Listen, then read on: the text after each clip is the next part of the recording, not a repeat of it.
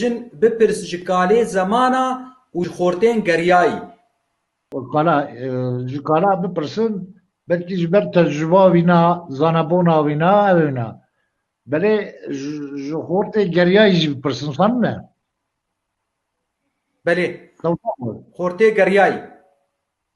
Xortê geriyayî jî belkî daha geriya bal me meselekî dijî heye divê roviyê geriyayî çêtir e ji şêrê razayî.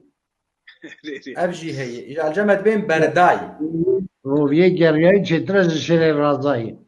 Yani lera dîtûr û bîstin û veya xwandin û gerandin daha zêde belkî ev dibe.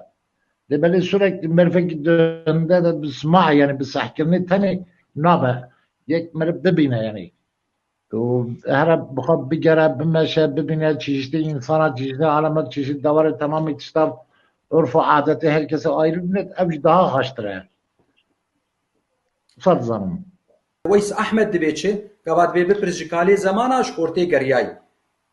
بخا اشكال زمانا نتيجه يعني عمر كالي كنت اقول كال عمر مزنه بيكون انسان يكون عمر مزن تجربه ويد حياته ده قالك يفرق يعني اقل وي داغرتي يعني قاسي وي اقل وي داغرتي يعني تمام رن مثلا عمرك دريش در باسكرير عالم قالك ديا داي ستاندي يعني هالشيء وي تمام باش فهمتكن ونفس الشيء صار خورته قرياي نها جامعه تشتك دارج بو شيني مكومن تقول لا مات الدنيا نديه مات الدنيا نديتي يعني راست اكيد اكيد كدينا نديتي بالنسبه للشيء ده يعني بري في انترنت وبري في تلفزيون اكيد تقول لفلان جي واني تشيل بيقول له تركزاني انت شو زاني يا اخي تقول شو ماز قريه ما مديه ها معناها خد الدنيا دي ابو خورته قرياي معناها خد الدنيا دي كلتوري عالمي دينا ثقافتها عالمي دي يعني احتكاك بحضارات عالميه يعني جبال فيه هوي اكيد عقل ویل پیشه عقل ویل پیشی